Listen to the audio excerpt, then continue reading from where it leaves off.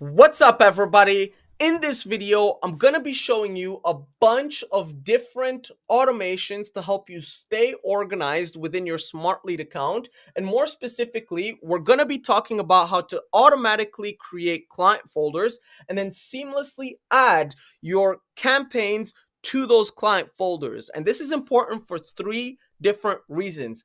The first reason is UI reasons. And so if we were to hover over each of these campaigns, as you can see, the C section over here is telling us which client this is assigned to.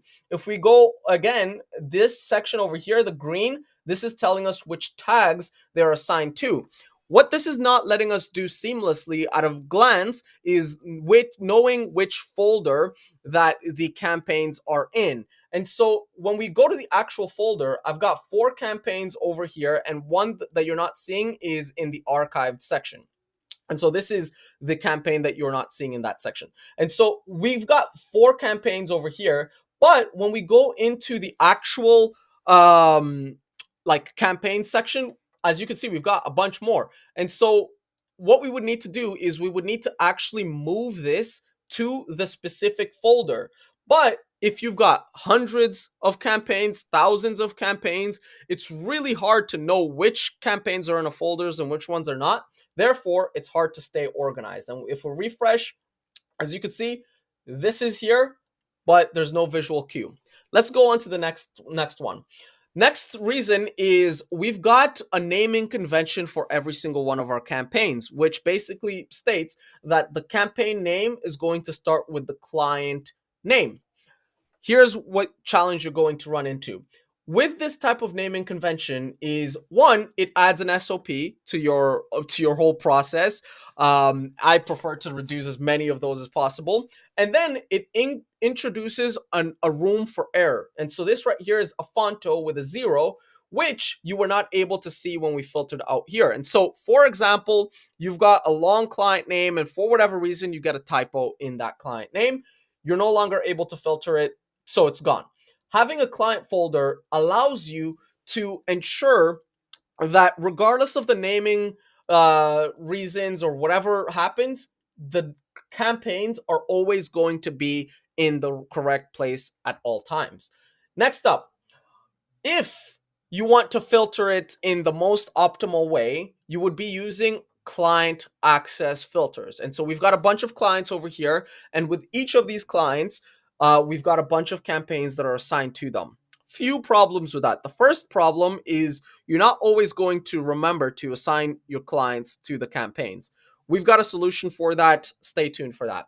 But next problem you're going to run into is what happens when you offboard a client. Typically, what you would do is you would remove the client access to reduce your monthly bills, and then you would add actually there's nothing else, right?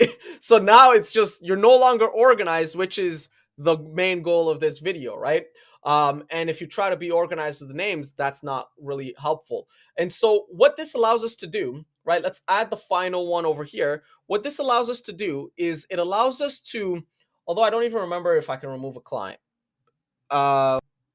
So what this allows us to do, as you can see, I've just removed the client access from one of these campaigns, is it allows us to add it again to the same folder and see all of the campaigns. As you can see, we've got all of the client campaigns. We've got different names for them, typos allowed. We have client access on some of them, on none of them.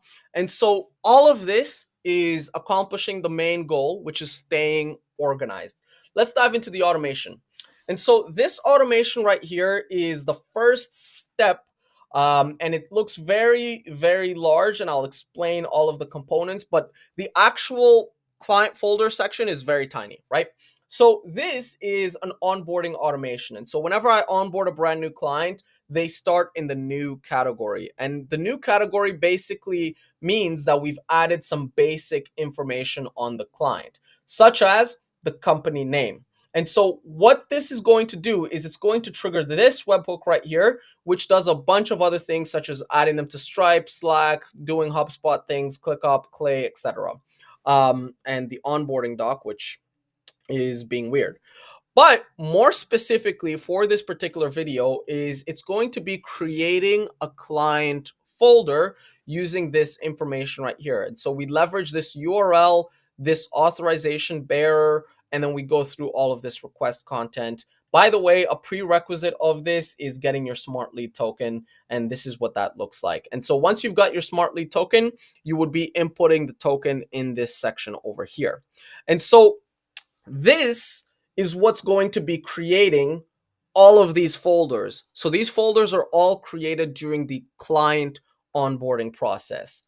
Next up is this automation right here, which is a webhook. And so if we look at the webhook section over here, we're able to create a webhook by the client, by the user, and by the campaign. And for now, we're going to be talking about the user. I'll get into the client later. But we've got an event type over here, which is campaign status changed. And so what this means is that looking at these campaigns, they're in drafted. Some of these are in paused. Some of these are archived, right?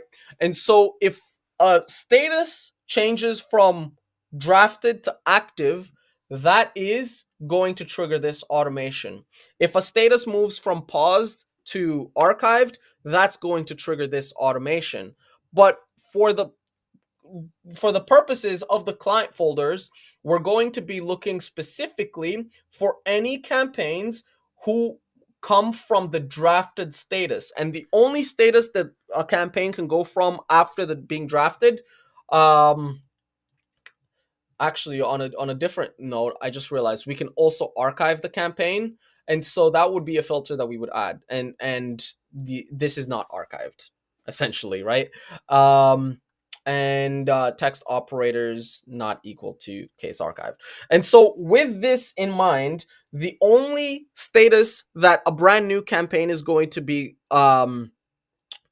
moving to is active. And so when a campaign goes from drafted to active, we trigger this section of the automation. And so in this section of the automation, it's going to be doing a few things. The first thing is it's going to be getting the client. And by getting the client, it's getting the client from our ClickUp account over here. And this client has a bunch of fields. More specifically, we're looking for this folder ID. So Smartlead folder ID. This is the URL that takes us to the Smartlead account. And where we get this URL is in the onboarding process. We go through all of these steps. The final step, right, is updating the ClickUp client. And when we update the ClickUp client, all we're doing is basically adding the folder ID. And we add the folder ID by leveraging the response content that we get after the client folder has been created. And so we've already done this, right? And so now we have the folder ID, which easily redirects us to the right place, right? So we've got this here. We've got the client, and the client is going to give us the folder. And then finally, we leverage an incoming webhook. You don't have to use an incoming webhook. You can also do, actually, hold on a minute. Hook Slack, move to Smartlead folder. Oh, we actually just, one second. I need to actually use this URL because I forgot to change to the correct one. So this is the one we're using. This is the URL endpoint. And so we put this URL endpoint, we do the same thing, bearer, and the token comes again from our Smartlead account. You don't need a data store. The only reason I use a data store is for purposes like this, which is a video where I'm showing my emails and my password, right? This allows me to easily hide that. Alongside that, it allows me to easily change my API keys across all of my automations up automatically, right? Because if we were to go to this automation, for example, we've got the API key, and we can change that automatically across every single campaign. Okay, so boom, we've got the URL, we've got the email, we've got the password, and all of that is coming from the data store. And then we get the client, which is going to give us the client folder, which we're going to be leveraging in this section. By the way, this formula over here, let me show you what this actually does.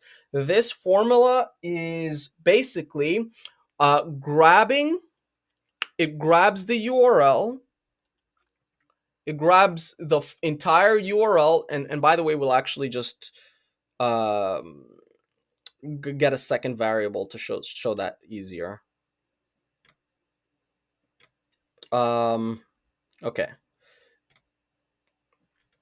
Okay, that's working. Okay, so we go that, and then we run the module, and then we input a folder over here, and then when we run this, look at the output, we're going to get the number that is in between folder and view, right? So this is the full URL. We're getting the number in between folder and view.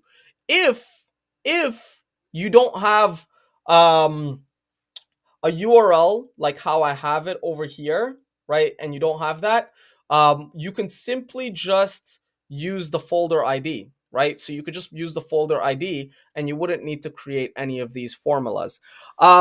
Now, basically, that's it, right? And so this whole process over here works across every single campaign. So anytime a campaign moves from drafted to active, it also gets moved to the client folder. Now let me show you how we get the URL endpoints, and then we'll be done. So one of the ways we get the URL endpoints, we go to inspect element. So we click inspect element, we go to the network section. This is going to allow us to do a bunch of things, right? So over here we do move folder. We're going to move it to blue signal for example. This is going to give us an output.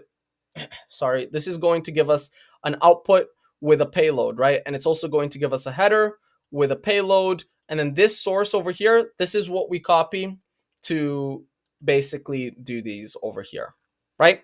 And so just pause the screen as you see fit, and feel free to copy this, right? And if you're going to take anything away from this is not one tiny little automation to move the folders, right? We're doing everything together, right? And so what this is doing at the top, it's actually updating the campaigns inside our ClickUp account. So we've also got statuses, right? So it moves to active, and then we change the Smartlead status over here. We do that, and then we add the campaign analytics. We do all of that stuff, right? And so it's not a one-trick pony type of thing, right? But those are the core components of staying organized with Smartlead folders. Cheers!